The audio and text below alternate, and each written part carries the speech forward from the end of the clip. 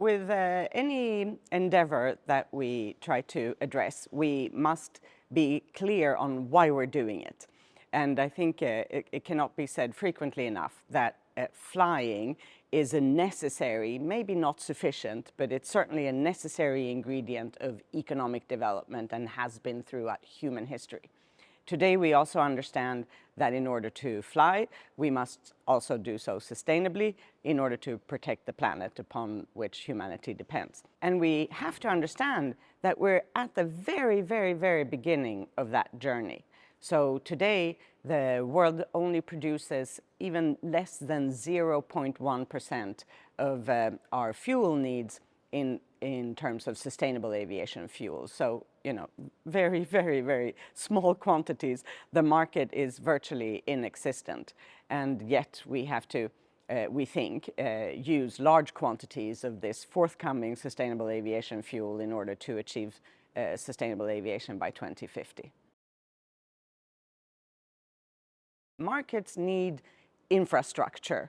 They need registries and certificates and the various types of sustainable aviation fuel that we might have in the future. They need to be certified and approved. All of these things have to be organized and done so in a certifiable way that we can all invest our trust in and know that this is the actual fuel that we are buying. And none of that exists today.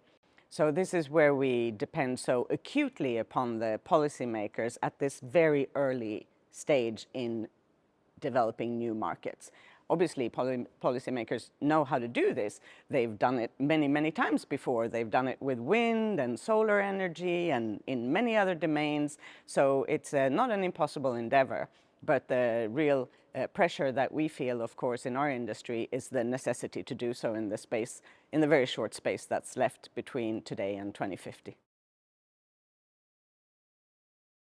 I think, that the amounts necessary to make this happen in terms of the financial estimates that we think, the amounts of investment needed are actually not disproportionate. We think that they amount to, on an annual basis, a third of what the world is already putting in on an annual basis into new oil and gas exploration. So that looks imminently feasible.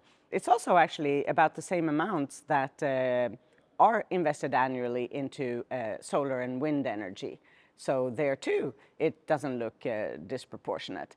The only crux is that we need that support from the policymakers early.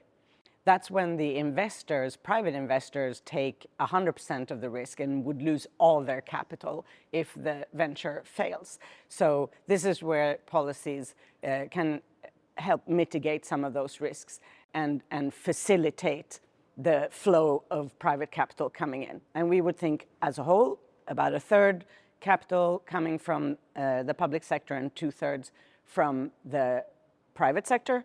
But we need that early help to get the ball rolling.